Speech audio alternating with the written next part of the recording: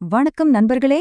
நாம மத்தவங்க கூட பழகும்போது சில எழுதப்படாத ரூல்ஸ் இருக்குல்ல, அது சரியா புரிஞ்சுக்கிட்டா நம்ம வாழ்க்கை இன்னும் ஈஸியா சூப்பரா மாறும். அத பத்தி தான் நாம இன்னைக்கு பார்க்க போறோம். வாங்க உள்ள போகலாம். எப்பவாது யோசிச்சிருக்கீங்களா? சில சமயம் மத்தவங்க முன்னாடி என்ன பேசணும், எப்படி நடந்துக்கணும்னே தெரியாது. ஒரு மாதிரி தர்ம சங்கடமா இருக்கும். இது நம்ம எல்லாருக்குமே நடக்கிற ஒரு விஷயம்தான். ரொம்பவே நார்மலான ஒண்ணு. சில சமயம் இந்த சோஷியல் சிச்சுவேஷன்ஸ்லாம் ஒரு பெரிய புதிர் மாதிரி இருக்கும், இல்லையா?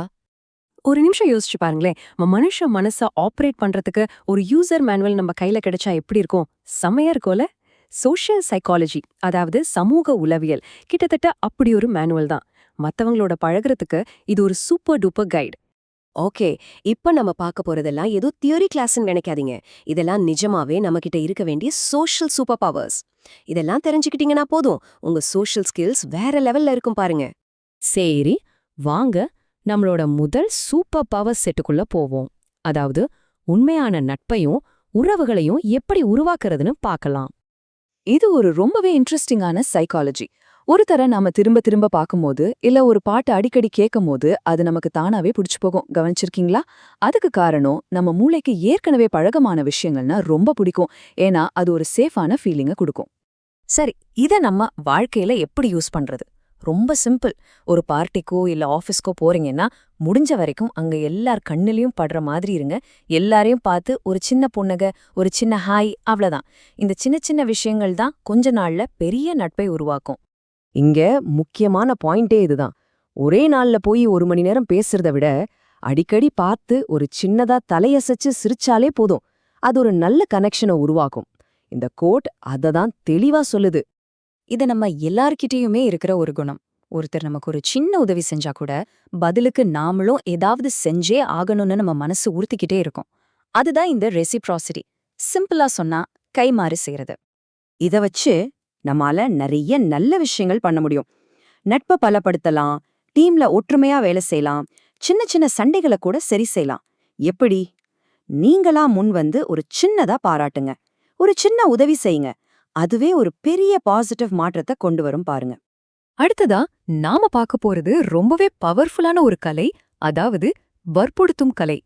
மத்தவங்கள எப்படி நம்ம கருத்துக்கு சம்மதிக்க வைக்கிறது, நம்ம முடிவுகளை எந்த விஷயங்கள்லாம் பாதிக்குதுன்னு தெரிஞ்சுக்கலாம் வாங்க. இதுக்கு பின்னாடி இருக்கிற சைக்காலஜி ரொம்ப சிம்பிள். ஒரு சின்ன விஷயத்துக்கு நாம ஓகே சொல்லிட்டா அடுத்ததா அதே சம்பந்தமா ஒரு பெரிய விஷயத்துக்கு முடியாதுன்னு சொல்ல நமக்கு ஒரு தயக்கம் வரும். ஏன்னா நம்ம வார்த்தைக்கு நாமளே கட்டுப்பட்டு நடக்கணும்னு நினைப்போம். ஒரு சின்ன உதாரணம் சொல்றேன். உங்க ஃப்ரெண்டு கிட்ட வீடு மாத்த ஹெல்ப் பண்ணுன்னு எடுத்தெடுப்புல கேக்குறதுக்கு பதிலா கொஞ்சம் பாக்ஸ் பேக் பண்ண மட்டும் ஹெல்ப் பண்றியான்னு கேளுங்க.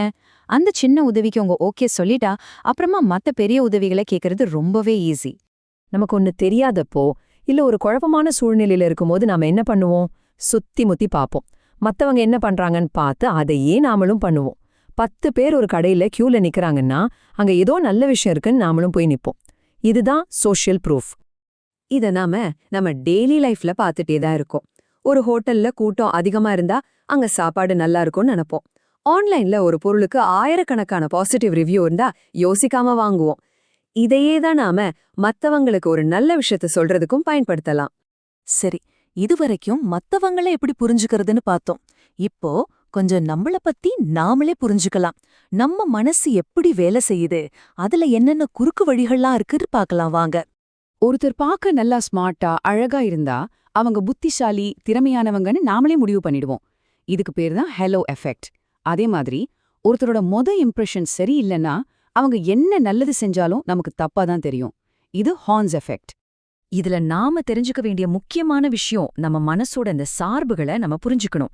அப்போதான் ஒருத்தரை சரியா எடை போட முடியும். ஒருத்தர் நல்லா ட்ரெஸ் பண்ணியிருக்காங்கங்கிறதுக்காகவே அவங்க ரொம்ப திறமையானவங்கன்னு முடிவு பண்ணிடக்கூடாது இல்லையா?